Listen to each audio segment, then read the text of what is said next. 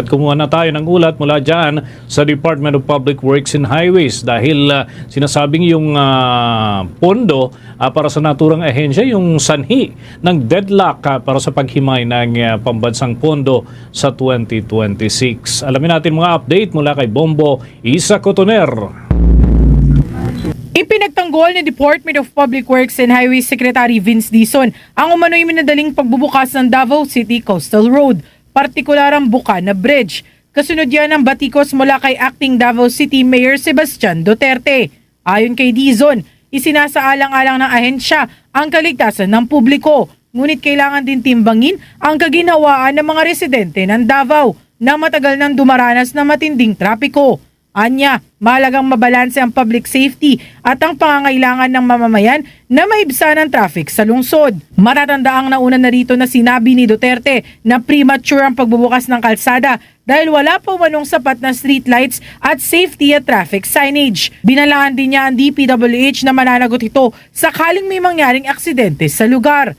Giit pa ng acting mayor na pilitan lamang umano ang ahensya na buksan ng kalsada dahil sa pahayag ng Pangulo. Nilinaw naman ni Dizon na nakikipag-ugnayan na ang DPWH Regional Office sa lokal na pamahalaan upang matiyak ang kaligtasan at maayos sa daloy ng trapiko sa lugar. Matatandaang binisita ni Pangulong Ferdinand Marcos Jr. ang Bukana Bridge noong nakaraang linggo at inanunsyo ang inaasahang pagbubukas nito. DPWH will always prioritize public safety. Always. So ngayon, nakikipag-usap ang ating regional office sa Davao, sa LGU, to ensure public safety, first and foremost. Pero, kailangan din buksan na natin sa lalong madaling panahon yung Bukana Bridge at yung mga roads. Kasi, kawawa din naman yung mga kababayan natin na grabe yung dinaranas na traffic. So, balance yan ng public safety and yung convenience ng mga kababayan natin. Samantala, humingi rin ng paumanhin ng Department of Public Works and Highways sa Senado matapos aminin na kulang ang paunang datos na kanilang isinumite kaugnay ng gasto sa mga proyekto ng ahensya para sa taong 2026.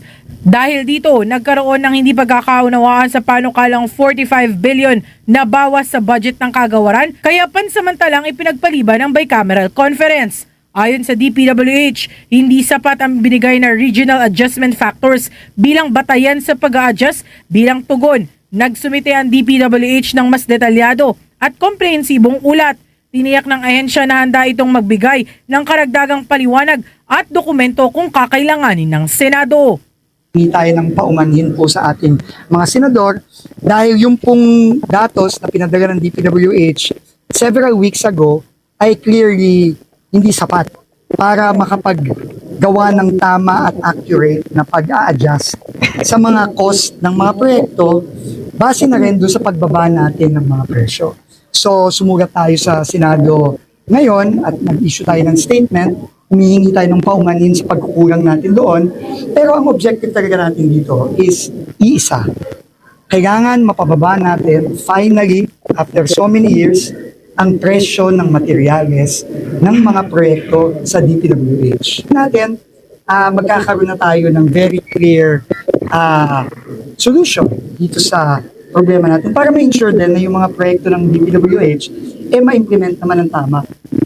Mula sa lungsod ng Maynila, ito si Bombo Isa Cotoner and this is Bombo Radio Philippines, the number one and most trusted source of news and information. Basta Radio, Bombo! For the most trusted source of news and information, visit our website at www.bomboradio.com. Follow us on Bombo Radio mobile app, Facebook, YouTube, TikTok, and X, formerly Twitter.